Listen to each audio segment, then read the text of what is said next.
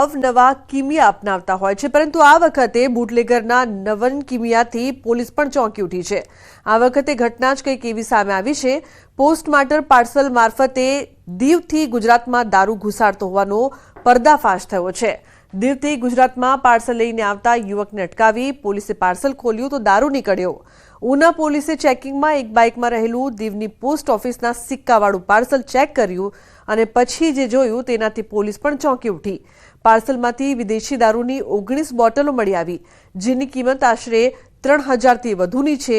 જે ઉનાનો રહેવાસી છે, જેની પૂછપરછ કરતા ચોંકાવનારો ખુલાસો થયો છે। દીવથી પાર્સલ લઈને આવતા યુવાને પોલીસને જણાવ્યું કે આ પાર્સલ મૂળ ઉનાના રહેવાસી અને હાલ દીવમાં પોસ્ટમાસ્ટર તરીકે ફરજ બજાવતા મેહુલ બેચર ગોહિલ દ્વારા ઘુસાડાતું હતું।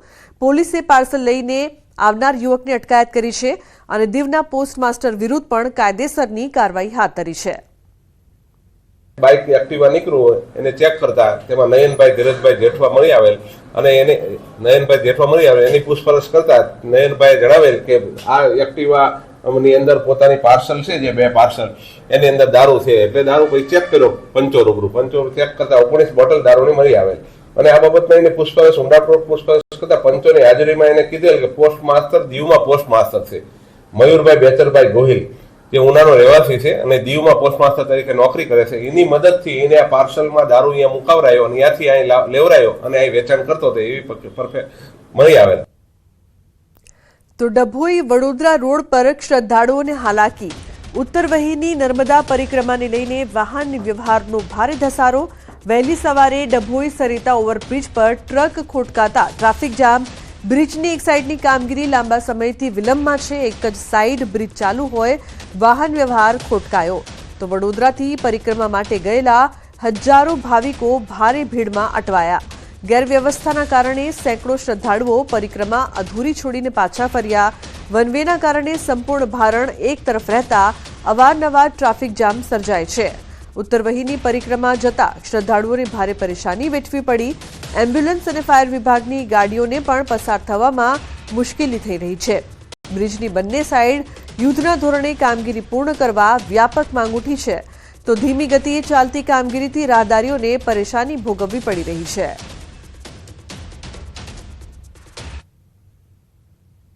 વરસાદી પાણીના નિકાલ માટે બનેલા કુદરતી કોતરમાં ગંદા પાણી વહી રહ્યા છે। આ ગંદકી વચ્ચે લોકોને રહેવું પણ મુશ્કેલ થઈ રહ્યું છે। વાત છે છોટાઉદેપુરના બોડેલી વિસ્તારની।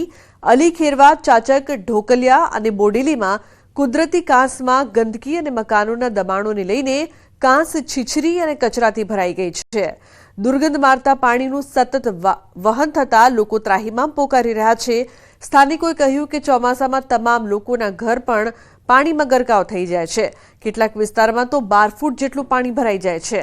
સ્થાનિકોને ચોમાસામાં અન્ય જગ્યાએ રહેવા જવું પડે છે। એટલું જ નહીં, સ્થાનિકોએ તો ત્યાં સુધી કહ્યું કે વારંવાર રજૂઆત છતાં કોઈ નિકાલ આવતો નથી।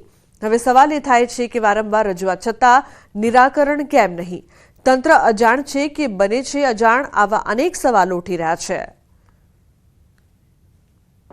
આનું બજેટ તો મોટા પ્રમાણે જ હોવું જોઈએ, કારણ કે વડોદરાની જેમ એને ઊંડી કરવી પડે। જે બરોડામાં જે ચાલે છે એ પ્રમાણે ઊંડી કરવી જોઈએ। શહેરીકરણ પ્રમાણે જે છે અત્યારે દબાણની તો કોઈ એવી એ નથી, પણ એનું જે માપ છે એને પહોળો કરી અને સારું વ્યવસ્થિત કરે તો પાણીની સમસ્યા ઉકેલ થઈ જાય એમાં। हाँ, જે હરખી કોતરની આજુબાજુ જે વિસ્તાર વર્ષો જૂની આ સમસ્યા છે, કોઈ આજની સમસ્યા નથી। અમે અનેક વખત અગાઉ પણ રજૂઆતો કરેલી છે। અમે બચપણથી જોયેલું કે એની પહોળાઈ અંદાજન 60 ફૂટની હતી। ત્યાર પછી તબક્કાવાર એમાં ગેરકાયદેસર બાંધકામો થતા ગયા અને અત્યારે હાલના સંજોગોમાં એ હરખલી કોતર 10 ફૂટ કરતાં પણ સાંકડું થઈ ગયું છે।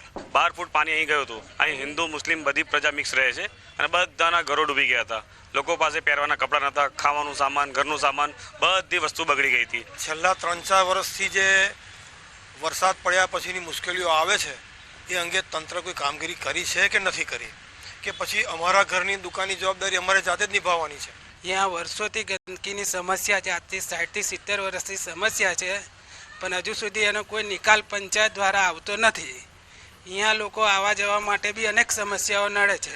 અમારા દોહાના 100 વર્ષ થયો અને અમારો થયો તેની તે જ પરિસ્થિતિ છે, સુધરતું જ નહીં તો પછી.